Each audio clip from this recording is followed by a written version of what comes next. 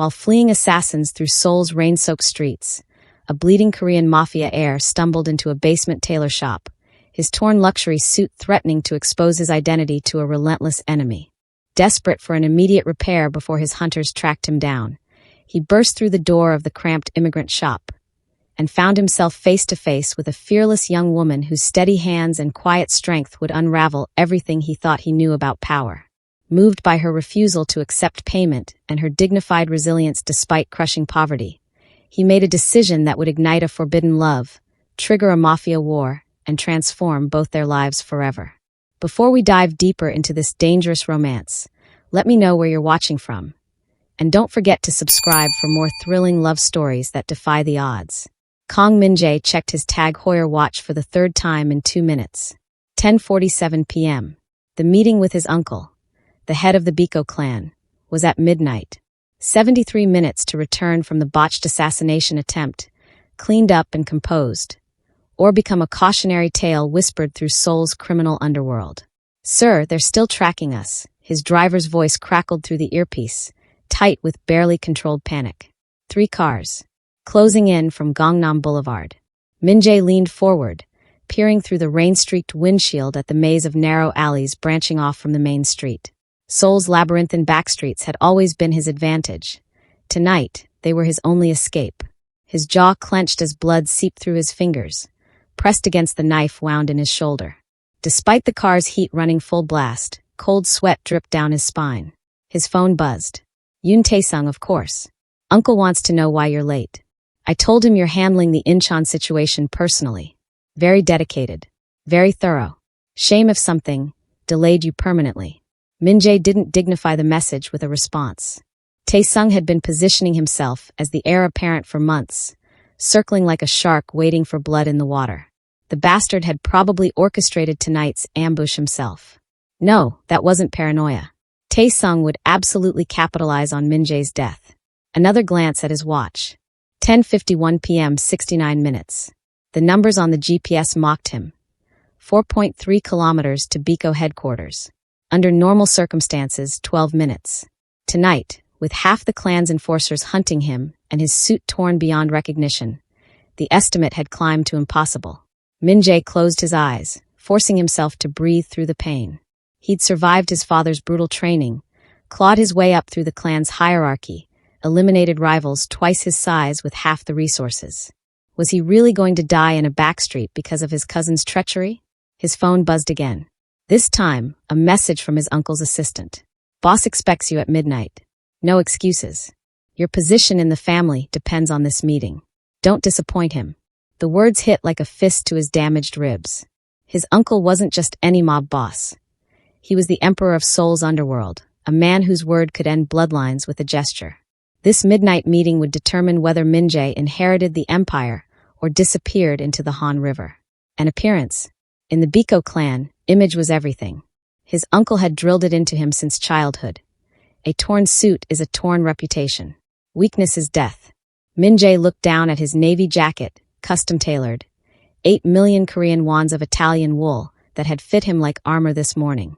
Now a vicious slash cut diagonally across the chest. Unmistakable evidence of the knife fight, of vulnerability, of failure. At least he was still breathing. For now. "Sir, we need to stop," his driver urged. "You're losing too much blood." "How far to somewhere, anywhere with a tailor?" "Sir, it's nearly 11 at night." "How far?" A pause. I think I saw a small shop 2 blocks south. Basement level. Might still be open. But sir, it's not the kind of place." "Go." The car swerved violently, tires squealing against wet pavement. Min-jae braced himself against the door, his torn jacket pulling painfully across his wound. Through blurred vision, he caught glimpses of Seoul's forgotten neighborhood. Crumbling apartments, flickering streetlights, the kind of area where the Biko clan collected protection money, but never actually protected anyone. His phone buzzed again. 10:54 p.m. Tae-sung, clock's ticking cousin. The car jerked to a stop. "There, sir." The light's still on. Min-jae looked through the rain-smeared window. A narrow stairwell descended below street level, leading to a shop so small it barely qualified as a storefront. Faded Korean characters above the entrance. A hand-painted sign in English, alterations. Repairs. Honest work. And through the grimy window, a single figure hunched over a sewing machine that looked older than Min-jae himself. He didn't have time to find anywhere better. He didn't have time for anything. Min-jae shoved open the car door, stumbled into the rain, and half ran, half fell down the concrete steps. His designer shoes slipped on wet stone. His shoulder screamed in protest. Blood mixed with rainwater, trailing behind him like evidence. The shop door didn't have a handle, just a rope tied through a hole where the knob used to be. Min-jae yanked it open. Bang! The door slammed against the interior wall, rain and wind flooding the tiny space. And there she was. The young woman from the window didn't scream, didn't jump, didn't even look particularly surprised.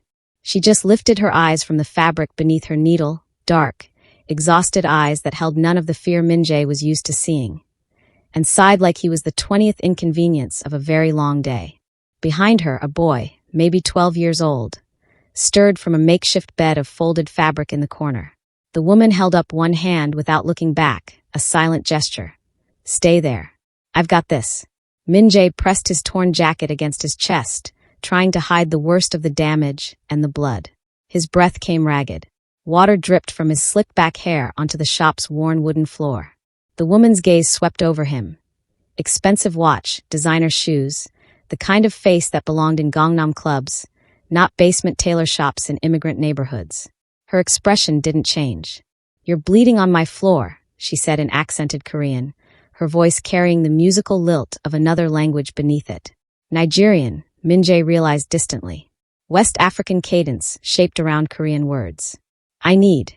His voice came out rougher than intended. I need this fixed. Now. He shrugged out of the jacket, wincing as fabric pulled against his wound. The slash across the chest gaped open, clean and unmistakable. The kind of cut only a very sharp blade made. The kind of cut that told a story. The woman took the jacket from his hands, her fingers brushing his for half a second. Min-jae felt an unexpected jolt. Not attraction, not yet, but recognition. Like his body knew something his mind hadn't processed.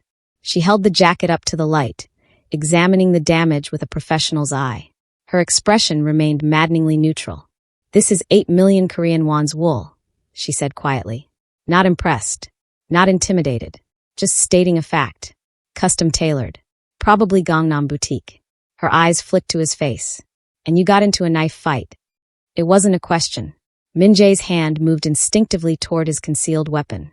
Sit down before you pass out, she interrupted, already turning toward her sewing machine. I don't need blood on the fabric too. Who is this woman? No fear. No trembling. No desperate attempts to please him or nervous questions about who he was. Just irritation. Like he was a careless rich boy who'd torn his expensive toy and expected her to fix his mistakes. Min-jae should have been insulted. Instead, he found himself obeying, lowering himself onto a three-legged stool that wobbled under his weight. From this angle, he could see her clearly. Young, maybe mid-20s, with natural hair pulled back into a puff that had started to come loose. She wore a pink and white striped blazer over a simple white t-shirt, the kind of outfit that suggested she'd tried to look professional this morning before exhaustion and endless work had worn her down. Her hands moved across the torn fabric with impossible confidence. No hesitation. No fear of ruining something valuable. She worked the way Min-jae had seen his uncle's best interrogators work. Focused, efficient, deadly precise. The ancient sewing machine hummed to life, its metallic rhythm filling the small shop. The boy in the corner had sat up now, watching Min-jae with open curiosity. Min-jae met his gaze and saw no fear there either. Just a kid wondering why a bleeding stranger had crashed into his home at 11 o'clock at night. Home. Min-jae registered it belatedly. This wasn't just a shop. The makeshift bed, the electric kettle in the corner, the faint smell of rice and kimchi mixed with fabric and thread. These people lived here. His phone buzzed. 11:03 p.m. 57 minutes. The woman's hands never stopped moving. She'd already reinforced the tear, her needle flashing in and out of the expensive fabric like a blade through flesh. Min-jae found himself mesmerized by the precision. The care she showed even though she didn't know him anything, had every reason to throw him out. Why do you live in your shop? He heard himself ask. Her hands paused. Just for a second. Same reason you're bleeding in it, she replied without looking up. Bad luck and worse choices. It should have been an insult. Instead, Min-jae almost smiled. She worked for another 7 minutes in silence. Min-jae watched every movement. The way her brow furrowed in concentration. The way she bit her lower lip when navigating a difficult seam. The way her exhausted eyes somehow maintained laser focus on every stitch. And then she did something unexpected. Near the repaired tier, barely visible unless you knew where to look, she added a tiny embroidered detail. A symbol. Min-jae couldn't make it out from this angle, but he felt its significance in the careful way she formed it. "What is that?" he asked quietly. "A signature," she said. "My father taught me. Every piece you repair, you leave a little beauty behind. Makes the damage worth something." Min-jae's chest tightened, and not from the knife wound. She finished with a final precise cut, then held up the jacket to the light, examining her work from every angle. The repair was invisible. Perfect. Better than the original, somehow, because now it carried a story. She handed it back to him. Min-jae reached for his wallet, pulling out a stack of 50,000 Korean won's notes. The woman pushed his hand away. "It's free," she said simply. "Just don't get blood on it again." She turned back to her sewing machine, dismissing him like he was nothing. Like she hadn't just held 8 million Korean wons of fabric in her hands. Like she fixed Mafia Air's torn suits every Tuesday. Min-jae stared at her, the cash still in his hand, his carefully controlled world tilting on its axis. "What's your name?" he asked. She didn't turn around. "Does it matter?" "Yes." Finally, she glanced back at him. Those dark, exhausted, impossibly steady eyes met his. "Amara," she said. "And you should leave before whoever cut your jacket comes looking for you." Smart. Observant. Unafraid. Min-jae stood slowly, his repaired jacket in hand, and realized with absolute certainty that his life had just changed. He didn't know how yet. He didn't know why. But this woman, this tired, broke, fearless immigrant tailor who lived in a basement and fixed 8 million Korean won suits for free, had just become the most dangerous person in his world. Not because she could hurt him, because she made him feel human. Min-jae walked to the door, his hand on the rope handle, rain still pounding the street above. He looked back once. Amara had already returned to her work, her silhouette framed by the warm glow of her ancient lamp. The boy had settled back into his makeshift bed. Everything about the scene screamed poverty, struggle, resilience. Everything about it made Min-jae want to stay. "Thank you," he said quietly. She didn't respond, just kept sewing. Min-jae climbed back into the rain, his watch reading 11:14 p.m., his suit perfectly repaired, his shoulder still bleeding, and his heart, for the first time in years, beating like it remembered how to feel. Min-jae didn't know it yet, but that night would fracture everything. The suit Amara repaired would be noticed by his uncle. The kindness she showed would be weaponized by his enemies. And the tiny embroidered symbol she'd hidden in the fabric would become the thread that unraveled the entire Biko clan. But first, he had 56 minutes to return to his family's empire and pretend his world hadn't just shifted beneath his feet. And Amara? She had 6 days to make rent before she and her brother Chaik were thrown onto the street. Neither of them knew their problems were about to become each other's salvation and destruction. Min-jae arrived at Biko headquarters with 3 minutes to spare. The compound sprawled across 2 city blocks in Gangnam, disguised as a legitimate investment firm behind steel gates and manicured gardens. Min-jae's driver pulled up to the private entrance, where 2 guards in black suits materialized from the shadows, their eyes scanning for threats before opening his door. "You're bleeding, sir," one of them murmured. "I'm aware." Min-jae straightened his repaired jacket, feeling the hidden embroidered symbol press against his chest like a secret. The wound in his shoulder had clotted, but pain radiated through his arm with every movement. He'd clean it after the meeting, if he survived it. The guards led him through marble corridors lined with priceless Korean art that his uncle had acquired through methods nobody questioned. At the end of the hall, double doors opened into the private office where Kang Junho, patriarch of the Biko clan, held court. His uncle sat behind a desk carved from a single piece of mahogany, silver hair slicked back, eyes sharp as broken glass. At 63, Junho commanded respect through reputation alone. Men twice Min-jae's size trembled before him. Yoon Tae-sung lounged in a leather chair to the left, smirking. His cousin had changed into a fresh suit, looking pristine while Min-jae arrived bloodied and barely on time. "Min-jae." His uncle's voice cut through the room like a blade. "You're late." The Incheon situation required. You're also injured. Junho's gaze swept over him. Sit. Min-jae obeyed, his jaw tight. He could feel Tae-sung's satisfaction radiating across the room. What happened? His uncle asked. Ambush. 3 men with knives. I handled it. Obviously not well enough. Junho leaned forward, then stopped. His eyes narrowed on Min-jae's chest. Stand up. Confusion flickered through Min-jae, but he rose. His uncle circled the desk with predatory grace, then reached out and traced the repair on Min-jae's jacket with one finger. The movement was almost gentle, which made it terrifying.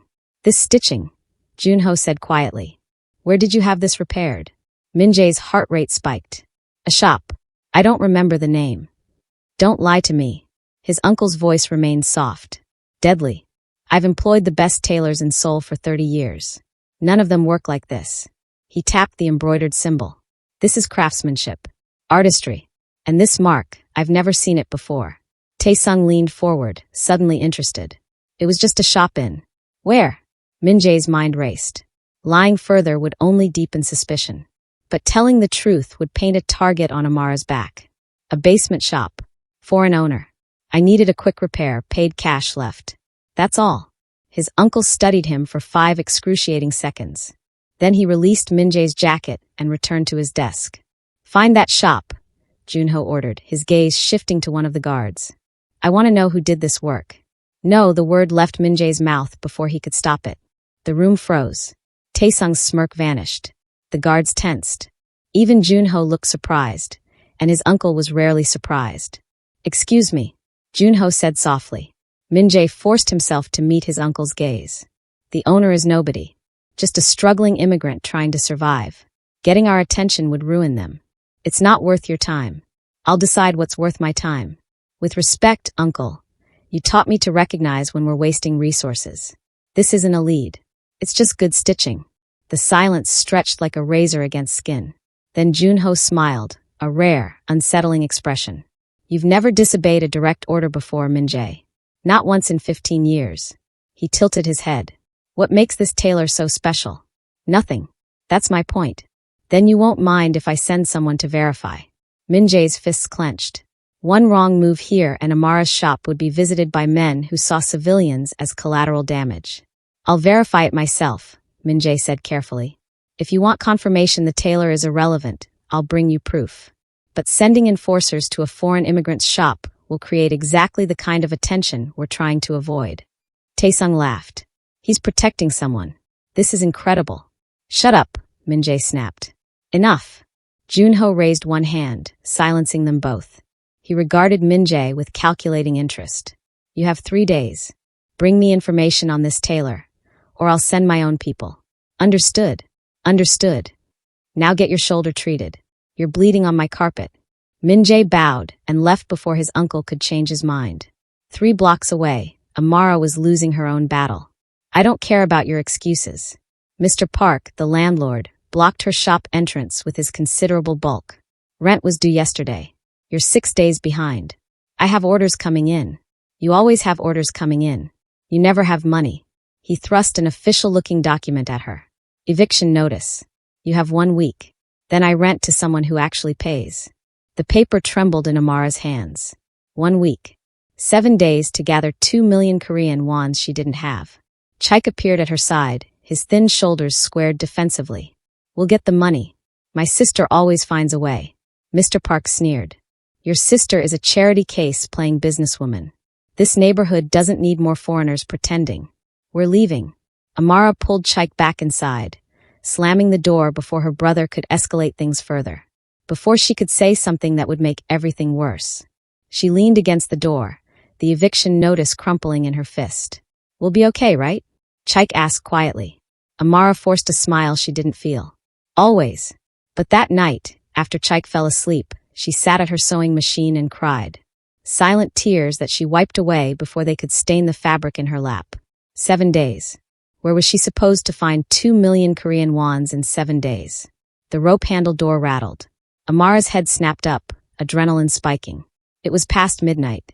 Nobody came to her shop past midnight except. The door opened. Min-jae stood in the entrance, rain-soaked again, holding another suit jacket. This one navy blue, clearly expensive, and completely undamaged. You, Amara said flatly. Me. He stepped inside, water pooling at his feet. I need this adjusted. The shoulders are too tight. Amara stared at him. At the perfect jacket that fit him flawlessly. At his carefully neutral expression that didn't quite hide whatever was happening behind those dark eyes. That jacket fits perfectly. I disagree. I'm not an idiot. Why are you really here? Min-jae's composure cracked slightly. He looked exhausted, haunted, like he'd spent the last 4 hours fighting battles she couldn't see. His gaze drifted to the eviction notice on her work table. Are you in trouble? He asked quietly. That's none of your business. I'm making it my business. Why? The question burst out of her, sharp with frustration. Why do you care? You don't know me. You don't owe me anything. So why do you keep coming back to my shop in the middle of the night with imaginary problems? Min-jae stood there, dripping rainwater onto her floor, holding a jacket that didn't need fixing. For the first time since they'd met, he looked uncertain, vulnerable. Because, he said finally, you treated me like a person, not a monster, not a transaction, just a person. He met her eyes. Do you have any idea how rare that is? Amara's breath caught. The air between them shifted, charged with something neither of them had names for yet. Recognition, magnetism, danger wrapped in longing. I don't know who you are, Amara whispered. Not really. But I know you're not the kind of man who needs his shoulders adjusted at midnight. No, Min-jae agreed. I'm not. So what do you need? His answer came soft as a confession. I don't know. But I know I can't stop thinking about you. Amara should have been frightened. Should have thrown him out. Should have recognized the warning signs blazing around this beautiful, dangerous stranger. Instead, she heard herself say, the adjustment will cost 50,000 Korean wons. And you're still bleeding on my floor. Min-jae smiled, a real smile this time, small and devastatingly genuine. Deal. He sat on the 3-legged stool, watching her work with the same mesmerized intensity as before. Neither of them spoke. Neither of them needed to. But when Amara's hand accidentally brushed his while measuring his shoulder, Min-jae's fingers caught hers, held them for 3 heartbeats. Thank you, he murmured. Amara pulled away, her pulse racing. For what? For letting me stay. Min-jae returned the next night, and the night after that, and the night after that. Each time, he brought another suit, sleeves needing shortening, buttons requiring replacement, hems that were allegedly uneven. Each time, Amara fixed problems that didn't exist while pretending not to notice the way his presence filled her tiny shop like heat. By the 5th visit, Chaik had abandoned all pretense of wariness. Mr. Kong. Her brother bounded over as Min-jae entered, rain-free for once. Did you bring the thing? Min-jae produced a small bag from his coat. As promised, Chaik ripped it open to reveal manga volumes. The expensive kind from Gangnam bookstores that Amara could never afford. Her brother's squeal of joy made something in her chest ache. You didn't have to do that, Amara said quietly. He's been teaching me Korean through manga. Min-jae shrugged, but his eyes held warmth. Consider it payment for language lessons. Language lessons you don't need. Your Korean is perfect. My Korean is Seoul formal. Chaik's teaching me street dialect. Very useful. For what? Min-jae's smile turned enigmatic. Business negotiations. There it was again, that deliberate vagueness about his work. Amara had stopped asking direct questions after the 3rd night, when Min-jae had expertly deflected every inquiry with the skill of someone trained in evasion. She knew 3 things for certain. He wore custom suits worth more than her yearly income. He carried himself like violence was a language he spoke fluently, and he looked at her like she was water in a desert. What do you actually do? Amara asked, threading her needle. I manage investments. In what? Illegal things. Min-jae's expression shuddered. Would it matter if I did? Yes. Amara met his gaze. Because my brother is getting attached to you. And I need to know if you're someone who'll disappear when things get dangerous. Or if you're the danger. Silence stretched between them, taut as the thread in her hands. I'm trying not to be, Min-jae said finally. The danger, I mean. It wasn't an answer. But something in his voice, raw and honest, made Amara's defenses crack slightly. My father died 5 years ago, she heard herself say. In Lagos before we came to Seoul. He was a master tailor. Taught me everything. Her hands stilled on the fabric. There was a building collapse. Foreign company doing construction, cutting corners, bribing officials. 23 people died. Min-jae went very still. Which company? Biko Construction. Korean firm operating in West Africa. Bitterness crept into her voice. They paid off the Nigerian government, blamed local contractors, and disappeared. My father was working in that building because they needed his skills for some executive's custom suit order. The blood drained from Min-jae's face. What? Amara asked, catching his reaction. Nothing. He stood abruptly. I'm sorry about your father. Why do you look like you've seen a ghost? I need to go. Wait. Amara grabbed his wrist. The contact sparked between them like static. Did you know about that? About Biko Construction? Min-jae's jaw worked. His eyes held something terrible. Guilt, recognition, horror. Amara. The shop door burst open. 3 women rushed in, chattering in Korean, holding dresses that needed emergency alterations for a wedding tomorrow. They froze upon seeing Min-jae, their chatter dying as they registered his expensive clothes, his dangerous beauty, his hand still caught in Amara's grip. The moment shattered. Min-jae pulled away, his expression closing like a door slamming shut. I'll come back later. Min-jae. But he was already gone, disappearing into Seoul's evening crowds like smoke. He likes you, Chaik announced later, sprawled on his fabric bed reading manga. He likes getting his suits adjusted. Nobody gets their suits adjusted 5 times in 1 week, Nuna. He's obsessed. He's a customer. He's in love with you. Chaik grinned. And you keep blushing when he's around. It's gross, but also kind of cute. Amara threw a spool of thread at him. Focus on your manga, not my non-existent love life. But that night, she couldn't sleep. Min-jae's reaction to her father's story circled through her mind like a puzzle with missing pieces. He'd recognized Biko Construction. More than recognized, he'd looked devastated by it. What connection did a supposed investment manager have to a corrupt construction company that operated in Africa 5 years ago? Min-jae returned 3 days later, looking like he hadn't slept. Dark circles shadowed his eyes. His usual meticulous appearance had frayed slightly, collar loose, hair less precisely styled. I need to tell you something, he said without preamble. Amara's heart hammered. Okay, but if I do, you'll hate me. And I don't think I can handle you hating me. She set down her sewing. Try me. Min-jae crossed the shop in 3 strides. Suddenly he was close, closer than he'd ever been. Amara could smell his cologne, see the gold flecks in his dark eyes, feel the heat radiating from his body. What if I'm not who you think I am? He whispered. I don't think you're anyone. I don't know you. You know me better than anyone in this city. That's insane. We've known each other a week. And I think about you every minute of every day. His voice dropped, rough and desperate. I think about the way you concentrate when you work. The way you protect your brother. The way you fixed my suit and refused payment like 8 million Korean wons meant nothing. You're the most beautiful, terrifying, impossible thing that's ever happened to me. Amara's breath came shallow. Min-jae. I need to kiss you, he said raggedly. And I know I shouldn't. I know I have no right. But if I don't, I think I'll stop breathing. He was giving her the choice. The control. Despite everything, his power, his danger, his obvious need, he stood frozen, waiting for her permission. Amara's hands came up to his chest. She felt his heart racing beneath expensive fabric, beneath the hidden embroidered symbol she'd left on his first jacket. If you're going to break my heart, she whispered, at least do it honestly. Min-jae's hands cupped her face with devastating gentleness. He tilted her chin up, his thumb brushing her lower lip. Their mouths were inches apart, seconds from igniting everything. The shop door slammed open. Mr. Park stormed in, 3 large men behind him. Time's up, Miss Okoye. You're 6 days past. He stopped, seeing Min-jae. His face paled. I didn't know you were. I apologize for the intrusion. The landlord backed out so fast he nearly tripped over his own feet. Min-jae didn't move. His hands still cradled Amara's face, his eyes still burned into hers. But the moment had fractured. How did he know you? Amara asked quietly.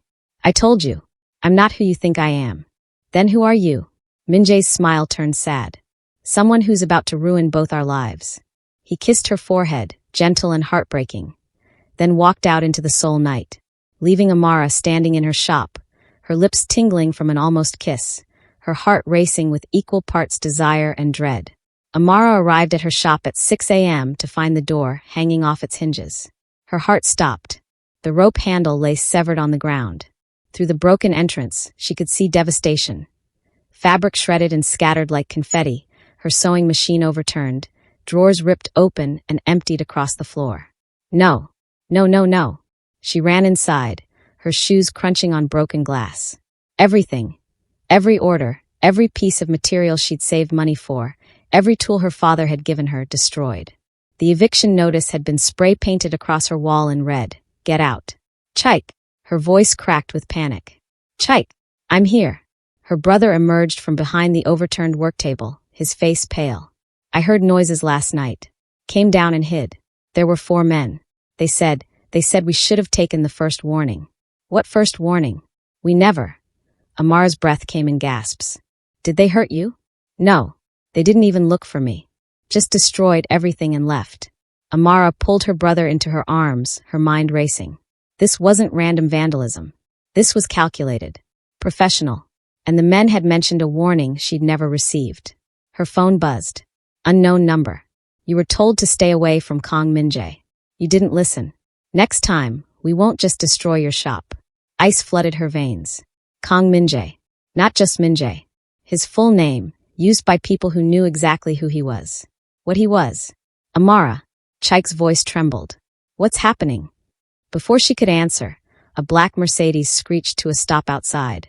Min-jae exploded from the passenger seat, moving with lethal grace. His face, usually so controlled, had transformed into something terrifying. He took in the destruction with a single sweep of his eyes. Then his gaze locked onto Amara. Are you hurt? What did you do? Her voice shook with fury and fear. What did you bring to my door? I didn't. He saw Chike and his expression fractured. Is he okay? Don't you dare pretend to care now. Who are you? Min-jae's driver appeared behind him. A muscular man wearing an earpiece and a shoulder holster that wasn't quite concealed. Not a driver. A bodyguard. Everything clicked into place with sickening clarity. The expensive suits. The way Mr. Park had fled at the sight of him. The practiced violence in his movements. The way he'd appeared in her shop that first night, bleeding from a knife wound like it was routine. You're not an investment manager, Amara whispered. Min-jae's jaw tightened. No. Then what are you? He stepped closer, and she saw something raw in his eyes, shame, anger, desperate honesty. My name is Kong Min-jae. My family owns the Biko clan. We control half of Seoul's underground operations. His voice turned bitter. I'm a criminal. A gangster. Everything you should run from. The words hung between them like shattered glass. Biko, Amara breathed. The construction company that killed my father. Was a subsidiary. Yes. Min-jae's hands clenched into fists. I didn't know about your father when we met. I swear I didn't know. But when you told me, his voice cracked. I looked into it. Your father's death, 22 others. All because my uncle cut corners to maximize profit. The bribes, the cover-up, everything. My family did that. Amara staggered backward. Chike grabbed her arm, steadying her. You knew, she said hollowly. For days you knew and you kept coming back. Kept looking at me like. Her voice broke. Was any of it real? All of it was real. Min-jae moved toward her, desperation bleeding through his control. Every word. Every moment. You're the only real thing in my life. Don't. She held up a hand, tears streaming down her face. Don't you dare make this about us. Your family murdered my father. And now they've destroyed my home because she choked on the words. Because I was stupid enough to trust you. Amara, please. Get out. The scream tore from her throat. Get out and take your blood money and your lies and never come back. Min-jae stood frozen, looking like she'd physically struck him. Behind him, his bodyguard shifted uncomfortably. I can protect you, Min-jae said quietly. If you'll let me. I don't want your protection. I want my father back. I want my shop back. I want to unknow you. That's not possible. Then we have nothing left to say. Min-jae stared at her for a long moment. Then he pulled out his wallet and set a thick stack of bills on the broken work table. Easily 10 million Korean wons. For repairs. For rent. For. Amara swept the money onto the floor. I don't want anything from you or your family. Something shifted in Min-jae's expression. Resignation mixed with steel. You don't have a choice. My family knows about you now. You're in danger whether you accept my help or not. Then I'll run. Chike and I will leave Seoul. Go somewhere your clan can't reach us. There is nowhere we can't reach. Min-jae's voice turned cold, dangerous. And if you run, you'll look guilty. My uncle will assume you know something worth protecting. He'll hunt you across Korea, across Asia, across the world if necessary. He stepped closer, his presence overwhelming. The only way you survive this is if I protect you. And I will protect you, Amara. Whether you want me to or not. You're threatening me now? I'm being honest. His eyes blazed. I'm in love with you. Completely, stupidly, dangerously in love with you. And I will burn down my entire family before I let them hurt you again. The confession hit her like a physical blow. Chaik's grip on her arm tightened. Her brother's voice came small and scared. Nuna, what do we do? Amara looked at the ruins of her life. At the money scattered across her floor. At Minjae standing in her doorway like an avenging angel who'd arrived too late to prevent the destruction he'd caused. I need time, she whispered. You don't have time. My uncle will send more men. Worse men. Minjae's voice softened. Let me move you somewhere safe. You and Chaik. Just until I can. Until you can what? Fix this. There is no fixing this. Maybe not. But I can keep you alive long enough to hate me properly. Despite everything, a broken laugh escaped her. You're insane. Yes. His small, sad smile destroyed her. But I'm your insane criminal who's about to commit treason against his own family. So I need you to trust me one more time. I don't trust you. Then trust that I love you more than I fear dying. Amara closed her eyes, exhaustion and heartbreak warring with the terrible, undeniable truth. She was in love with him too. With the man who'd watched her work like she was creating miracles. Who'd brought her brother manga and learned street Korean. Who'd looked at her like she was worth more than all his blood-soaked empire. The man whose family had murdered her father. 1 week, she said finally. Keep us safe for 1 week. Then Chaik and I disappear, and you forget we ever existed. Pain flashed across Minjae's face. I could never forget you. Try harder. He nodded slowly, then gestured to his bodyguard. Jinho will take you to a safe apartment. Gangnam District, secure building, everything you need. I'll handle my family. How? Minjae's expression turned lethal. However necessary. The safe apartment was obscenely luxurious. Floor-to-ceiling windows overlooking Seoul's glittering skyline. Furniture that cost more than Amara's entire shop. A kitchen stocked with food they'd never afford. Chaik explored with wide-eyed wonder. Amara stood at the window feeling like a prisoner in a gilded cage. 3 days passed. Minjae didn't visit, but supplies arrived daily. Clothes in their exact sizes, Chaik's favorite snacks, fresh flowers that Amara immediately threw away. Each delivery felt like an apology she couldn't accept. On the 4th morning, Jinho entered looking grim. Miss Okoye, Minjae-sasai requests your presence at Biko headquarters. Absolutely not. It's not optional. His uncle knows you're here. Amara's blood went cold. How? Someone talked. There's going to be a meeting. Minjae wants you there so he can. Jinho hesitated. So he can control the situation. Control it how? The bodyguard's expression answered before his words did. Please come with me. Biko headquarters felt like walking into a mausoleum. Armed men lined the corridors, their eyes tracking Amara with predatory interest. Jinho stayed close, his hand resting on his concealed weapon. They entered a massive conference room where Minjae stood facing an older man who radiated cold authority. His uncle, clearly. Yoon Taesung lounged nearby, looking entertained. For other men in expensive suits watched like judges at an execution. Minjae's eyes locked onto Amara the moment she entered. Relief and dread warred in his expression. Ah! Junho turned, studying Amara with the detached interest of someone examining an insect. The tailor. I've heard so much about your skills. Uncle, Minjae started. Sit down, Minjae. Let me speak with your friend. Junho circled Amara slowly. You're Nigerian, yes? How long have you been in Seoul? Amara lifted her chin. 5 years. And in those 5 years, did you ever investigate your father's death? The question hit like a slap. Minjae went rigid. What? Amara's voice came out strangled. Your father, Okoye Emmanuel, died in Lagos, Nigeria, in a building collapse caused by Biko construction. Junho smiled without warmth. Did you think that was coincidence? That my nephew just happened to stumble into your shop? Stop, Minjae growled. She deserves the truth, doesn't she? Junho's eyes glittered. Tell her, Minjae. Tell her when you found out about her father. Minjae's face had gone ashen. Amara, I can explain. When? She whispered. The night you told me about the building collapse. I recognized the incident. I looked into the files and his voice broke. I saw your father's name on the casualty list. I saw the whole cover-up. Everything my family did. And you said nothing. Tears burned down Amara's cheeks. For days you came to me, looked at me, touched me, and said nothing. I was trying to find the right way. There is no right way to tell someone you're responsible for their father's death. I'm not responsible. Min-jae's control shattered. I was 19 when that happened. I wasn't involved in the African operations. I didn't know about the bribes or the shoddy construction or... He stopped, breathing hard. But you're right. I'm complicit. My family's money, my education, everything I have is built on blood, including your father's. Junho watched the exchange with satisfaction. You see why this association is impossible, Miss Okoye. My nephew cannot be with someone whose family we've wronged. It creates complications. Then let me go, Amara said hollowly. Let us leave Seoul. You'll never see me again. If only it were that simple. Junho sighed.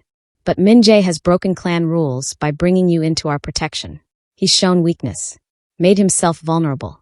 If I let you leave, every rival family in Seoul will hunt you to exploit that weakness. So what are you saying? I'm saying the cleanest solution is to eliminate the problem entirely. Min-jae moved faster than thought, placing himself between Amara and his uncle. You'll have to kill me first. Don't be dramatic. I mean it. Min-jae's voice turned lethal. Touch her, and I'll burn this entire organization to the ground. Taesung laughed. Listen to him. Choosing some foreign tailor over his own blood. She's more valuable than all of you combined. Junho's expression hardened. Last chance, Min-jae. Walk away from her. Now. Or face the consequences. No. Then you're no longer Biko. The words fell like a death sentence. You're cast out. Marked for death along with your tailor. You have 24 hours before the entire clan hunts you both. Min-jae smiled, sharp and dangerous. Then I guess we're at war, uncle. He grabbed Amara's hand and pulled her toward the door. Junho flanked them, weapon drawn. The other guards moved to block their path, but Junho raised a hand. Let them go. They'll be dead by morning anyway. Outside, Min-jae pushed Amara into a waiting car. Drive. Now. Where? Junho demanded. Anywhere. Just move. As the car sped into Seoul's evening traffic, Amara turned to Min-jae with fury and heartbreak burning in her eyes. You should have told me. I know. I can never forgive you. I know. But her voice cracked. I still love you. And I hate myself for it. Min-jae pulled her against his chest, his heart hammering beneath her cheek. I'm sorry. For everything. For my family, for the lies, for loving you when I had no right. What happens now? Now. His laugh was bitter. Now we run. And I figure out how to keep you alive long enough to break your heart properly. They lasted 18 hours. Min-jae had secured them in a safe house outside Seoul, a rural property owned by one of his few remaining loyal allies. Chaik slept fitfully in the bedroom while Amara and Min-jae sat in tense silence, waiting for the inevitable. You should have left me behind, Amara said quietly. Stayed with your family. Your empire. My empire was built on corpses, including your father's. Min-jae stared out the window into darkness. I've spent 15 years telling myself I was different from my uncle, that I could change things from inside. But meeting you showed me the truth. I was just another monster pretending to be civilized. You're not a monster. I've killed 17 people, Amara, with my own hands. He finally looked at her, and his eyes held raw honesty. I'm not a good man. But for you, I'm trying to be better. Before Amara could respond, Junho burst through the door, blood streaming from a cut above his eye. They found us. At least 12 men. We need to move. The window exploded inward. Min-jae tackled Amara to the floor as bullets tore through the walls.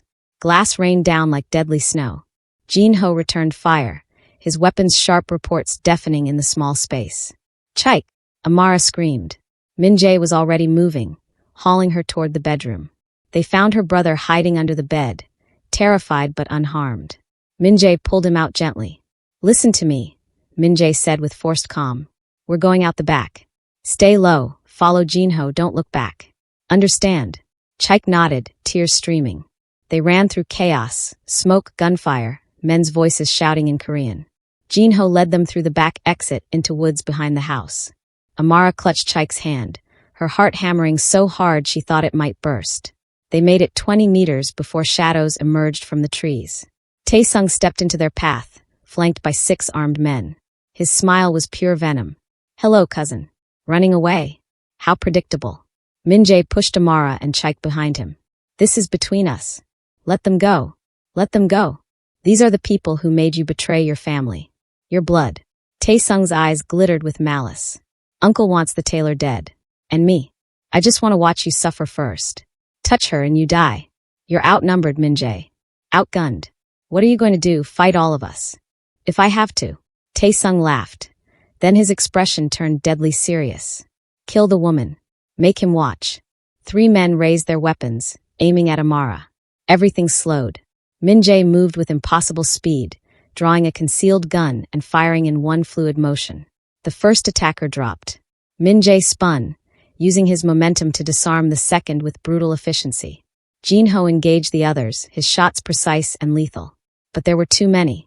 A bullet caught Min-jae in the side. He staggered but kept fighting, his face twisted in primal fury. He was magnificent and terrifying. A predator protecting his mate with savage grace. Another shot. This one hit his shoulder, spinning him around. Tae-sung pressed his gun against Amara's temple. "Stop, or she dies right now." Min-jae froze, blood soaking his shirt, his weapon hanging loose in his hand. His eyes met Amara's, filled with love and desperate calculation. "Let her go," Min-jae said hoarsely. "Take me instead. Tell my uncle I'm dead. Just let them walk away." "Why would I do that?" "Because I'll give you everything. My shares in the business, my properties, my contacts. You'll have the power you've always wanted. You'll be the heir." Min-jae dropped his gun. "Just let them live." Tae-sung considered this, then smiled. "No. I think I'll kill all 3 of you and take everything anyway." He cocked the hammer. Amara closed her eyes, feeling the cold metal against her skin, hearing Chaik's sobs behind her. In her last seconds, all she could think was, "I love him. Despite everything, I love him." A gunshot cracked through the forest. But the pain didn't come. Amara opened her eyes to find Tae-sung collapsing, blood blooming from his chest. Behind him, Jun-ho emerged from the shadows, his weapon still raised. "Uncle." Min-jae's voice held confusion and pain. The old man surveyed the carnage with cold eyes. Tae-sung overstepped. He was never meant to kill civilians without permission. Jun-ho looked at Amara, then at his wounded nephew. "You have 5 minutes to disappear. After that, I can't protect you." "Why?" Min-jae asked. "Because..." Jun-ho's expression flickered with something almost human. "Because your father would have done the same for love. And I owed him better than to let his son die for mine." He turned away. 5 minutes, Min-jae. Don't waste them." The old man vanished into the darkness, taking his remaining men with him. Min-jae collapsed. Amara rushed to him, pressing her hands against his wounds. "Stay with me. Please stay with me." "Always," he whispered. "I'm always with you." Jin-ho helped them to a hidden car. As they sped toward the city, toward a hospital, toward survival, toward an uncertain future, Amara held Min-jae's head in her lap and realized something fundamental had shifted. She'd spent days trying to hate him, but watching him offer his life for hers, seeing him choose love over loyalty, feeling him bleed in her arms, she understood that love wasn't about deserving. It was about choosing, again and again. "I'm still angry," she whispered. "About everything." Min-jae's laugh was pained. "Good. Be angry. Just be angry while staying alive." "Is that a proposal?" "It's a promise." Chaik's small voice came from the front seat. "Are we going to be okay?" Amara looked at her brother, at the wounded man in her lap, at the city lights approaching through blood-stained windows. "Yes," she said, and meant it. "We're going to be okay." Min-jae spent 3 weeks in the hospital. 3 weeks where Amara sat beside his bed, watching him heal, watching him plan, watching him transform from Mafia heir into something else entirely. On the 4th week, he disappeared. Amara woke in the protected apartment to find Jin-ho standing guard and Min-jae gone. No note. No explanation. Just absence that felt like abandonment. "Where is he?" she demanded. Jin-ho's expression remained neutral. "Finishing what he started." "That's not an answer. It's the only one I can give." For 2 agonizing days, Amara heard nothing. News reports spoke of violence in Gangnam, a fire at Biko headquarters, arrests of high-ranking clan members, rumors of internal war. She watched Seoul's underworld convulse and prayed Min-jae was alive. On the 3rd day, he returned. Amara was helping Chaik with homework when the apartment door opened. Min-jae stood in the entrance looking exhausted, battered, and somehow lighter, like he'd shed a skin that had been suffocating him. "It's done," he said quietly. "What's done?" "Everything." Min-jae stepped inside, and Amara saw the changes clearly now. His expensive suit was gone, replaced by simple black clothes. The weight he'd carried in his shoulders had eased. His eyes, those dangerous, beautiful eyes, held peace she'd never seen before. "My uncle signed over his holdings to a legitimate board. The clan's criminal operations are being dismantled by prosecutors I've been feeding information to for weeks. The politicians we bribed, the judges we owned, the businesses we extorted, all exposed." He met her gaze. "Biko doesn't exist anymore. Not as it was." Amara's legs felt weak. "You destroyed your own family. I destroyed a criminal empire. My family, what's left of it, will survive. But not through blood money. Not through violence." Min-jae's voice turned raw. "I spent 15 years telling myself I could change things from inside.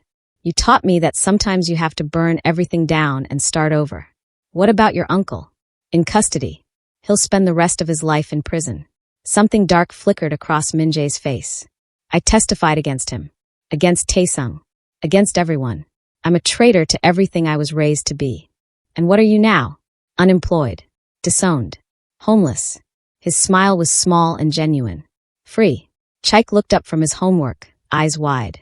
"So, no one's trying to kill us anymore?" "No one." Min-jae crossed to the boy and ruffled his hair gently. "You're safe. Both of you. I made sure." "At what cost?" Amara whispered. "Everything. And nothing." Min-jae turned to her, and the intensity in his gaze made her breath catch. "I lost an empire built on corpses. But if it means you're safe, if it means I can stand in front of you without carrying the weight of everything my family destroyed, then it was worth it." Amara's eyes burned with tears. "You risked everything for me? You stitched me back together that first night." Min-jae moved closer, his voice dropping to something reverent.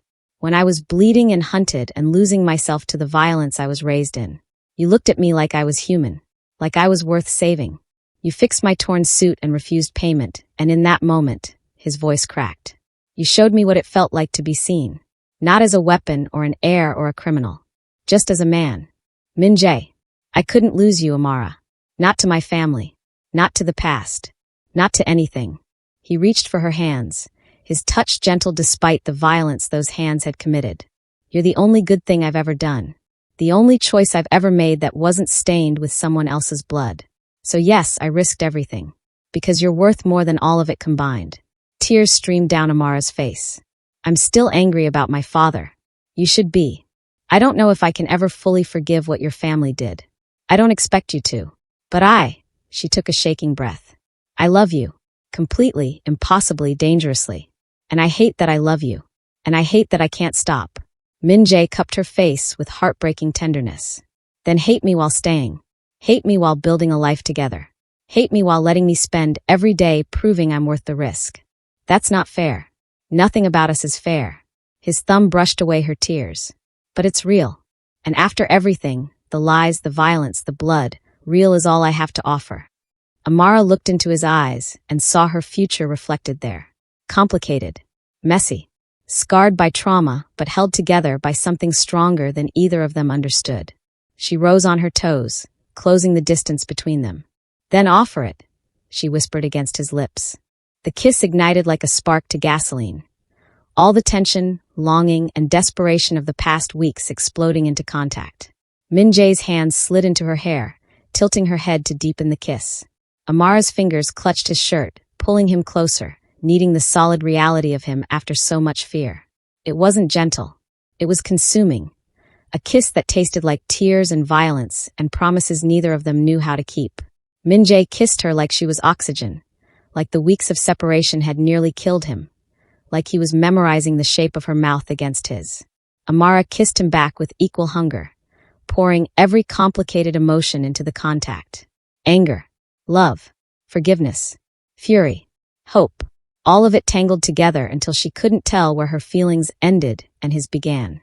When they finally broke apart, both breathing hard, Min-jae rested his forehead against hers.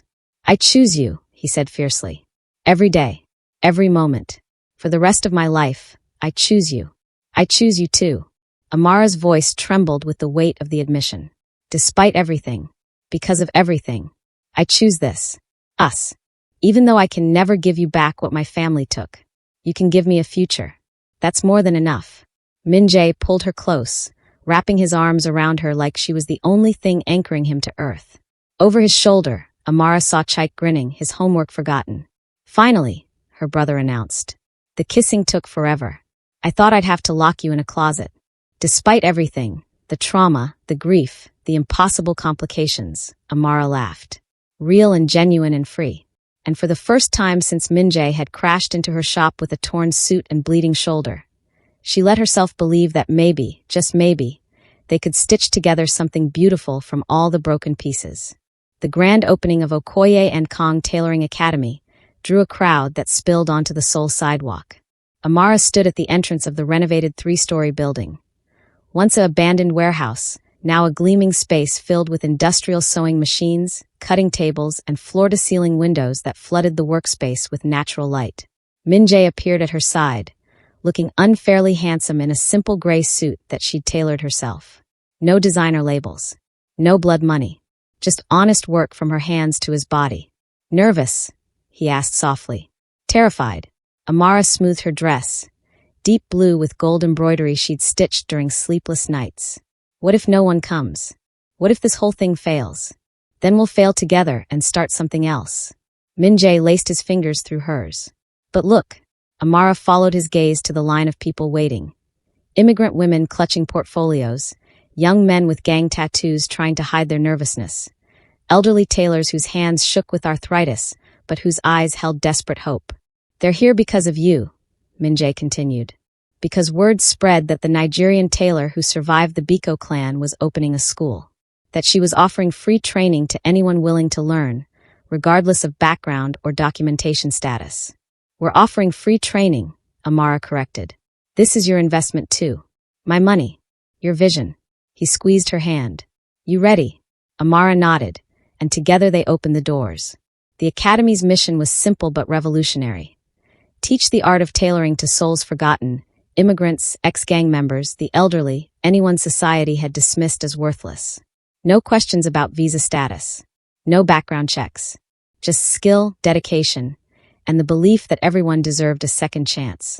By the end of the first month, they had 47 students. By the third month, their graduates were being hired by boutiques across Seoul. By the 6th month, Okoye and Kong had become a symbol of redemption. Proof that transformation was possible even for those marked by violence and poverty. Amara taught morning classes while Min-jae handled the business operations with the same strategic brilliance he'd once used for criminal enterprises. Now those skills went toward securing contracts, navigating regulations, and building partnerships with legitimate fashion houses. Jinho, having left Min-jae's security detail, became the academy's operations manager. Turned out the former bodyguard had a gift for logistics and a surprisingly gentle teaching style. And Chaik, her brilliant little brother, had won a full scholarship to Seoul International School after acing the entrance exams. He'd cried when he got the acceptance letter. Tears of joy and disbelief that their lives had transformed so completely. One evening, after classes had ended and the students had filtered home, Amara found Min-jae on the building's rooftop. He stood at the railing, Seoul's skyline glittering behind him like fallen stars. Hey, she said softly, joining him. What are you doing up here? Thinking. About how a year ago, I was drowning in violence. Convinced I'd die before 30, probably at my uncle's hand or my cousin's. Convinced I'd never escape what I was born into. He turned to face her, and his eyes held wonder. And then I tore my suit, stumbled into a basement shop, met a woman who looked at me without fear. I was terrified, Amara admitted. You were bleeding and dangerous and clearly trouble. But you helped anyway. I'm still not sure why. I am. Min-jae reached into his pocket. You saw something in me worth saving. Before I saw it myself. Before anyone else bothered to look. He pulled out a small velvet box. Amara's heart stopped. This isn't from the Biko fortune, Min-jae said quietly, opening the box to reveal a simple silver ring with a small embedded stone. I bought it with money I earned helping Jinho teach self-defense classes. Completely legal. Completely clean. The ring was modest. nothing like the extravagant jewelry his former life could have provided. But it was infinitely more valuable because of what it represented. It's not much, Min-jae continued, his voice rough with emotion. I can't give you mansions or luxury cars or any of the things I once had access to.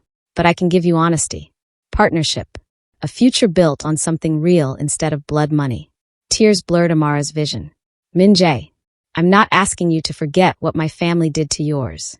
I'm not asking you to pretend the past didn't happen. He took her hand, his touch reverent. I'm asking if you'll build a future with me anyway. If you'll marry a reformed criminal who's still figuring out how to be a decent man. If you'll let me spend the rest of my life proving that love can transform even the worst of us into something worth keeping. Amara looked at the ring. Simple, honest, beautiful. Then at the man holding it, scarred, imperfect, completely hers. Yes, she whispered. Min-jae's expression crumbled with relief. His hands shook slightly as he slipped the ring onto her finger. A perfect fit, like he'd measured her hand secretly, which he probably had. I love you, he said fiercely. More than I knew I was capable of loving anything. I love you too, even though you're still terrible at sewing. I've been practicing. You sewed the sleeve onto the body backwards last week. I was distracted by how beautiful you looked. Amara laughed, genuine and free, then pulled him into a kiss that tasted like promise and possibility. Seoul spread out below them, a city that had witnessed their destruction and their rebirth, where a Nigerian immigrant and a reformed gangster had found each other in the least likely way imaginable. When they broke apart, Min-jae kept his arms wrapped around her. What do we do now? Now, Amara smiled against his chest. Now we build something beautiful, one stitch at a time.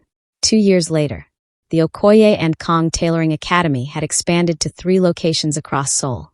Their graduates were opening their own shops, teaching their own students, spreading the philosophy that transformation was always possible. Amara's designs had caught the attention of Seoul Fashion Week. Not because they were expensive or exclusive, but because they told stories. Immigrant narratives stitched into fabric, redemption woven into seams. Chaik, now 15, had developed a passion for engineering and spent his weekends designing more efficient sewing machine mechanics. Min-jae encouraged him relentlessly, proud of the brilliant young man he was becoming. And Min-jae himself? He'd become a vocal advocate for criminal justice reform, using his intimate knowledge of Seoul's underworld to help law enforcement dismantle trafficking operations and protect vulnerable communities. The Korean media had dubbed them the Tailor and the Heir, a love story that captured the nation's imagination. But Amara and Min-jae ignored the attention, focused instead on the quiet daily work of building a life together. On a rainy evening, exactly like the night they'd met, Amara stood in her original shop. They'd bought and renovated it, transforming the cramped basement into a museum of sorts. Her father's tools hung on the walls. Her old sewing machine sat preserved as a reminder of where they'd started. Min-jae entered, shaking rain from his hair. Some things never changed. Still fits, he said, gesturing to the navy jacket he wore. The first suit she'd ever repaired for him, preserved carefully over the years. Amara ran her fingers over the hidden embroidered symbol she'd added that night. A small flower, a mark of beauty left behind. I never told you what this symbol means, she said. Tell me now. In Igbo tradition, my father taught me that when you repair something broken, you honor its history. The damage becomes part of the story, makes it stronger. She looked up at him. That symbol means transformed through fire. I added it because even then, somehow, I knew you were someone worth repairing. Min-jae pulled her close, his heart steady beneath her cheek. You didn't just repair my suit that night. You repaired me. We repaired each other. Outside, Seoul pulsed with life, millions of stories unfolding in the rain. But inside their small museum, 2 people stood wrapped in each other's arms, living proof that love could conquer even the bloodiest of pasts, that a torn suit could change a life, that a tailor's kindness could save a soul, that sometimes the most impossible love stories were the ones most worth fighting for. Amara stood before the Okoye and Kong Foundation's newest building, watching hundreds of graduates celebrate. Her hair had threads of silver now. Min-jae's temples had grayed. But the love between them had only deepened, tempered by time, strengthened by struggle, proven daily through action rather than words. Chaik, now a successful engineer with his own company, stood nearby with his fiancée. Jin-ho ran the foundation's security, his former violence transformed into protection. And somewhere in Seoul, in a small boutique in Itaewon, hung one of Amara's early designs. A navy jacket with a tiny embroidered flower hidden in the seam. A museum piece. A legend. The suit that started everything. Min-jae took Amara's hand, their wedding rings catching the light. "Ready?" he asked. "Always," she replied. And together, the tailor and the reformed heir, they walked forward into their future, stitching hope into a world that had once tried to tear them apart.